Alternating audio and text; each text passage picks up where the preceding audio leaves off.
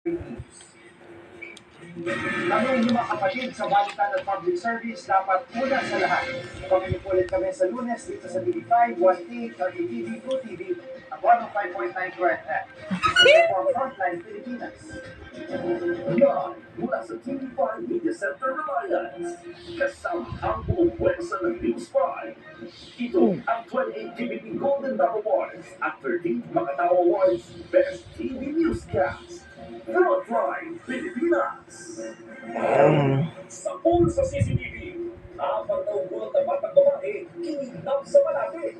Manila Mayor Isko Moreno iniharap sa publikong suspect na isa palang serial kidnapper.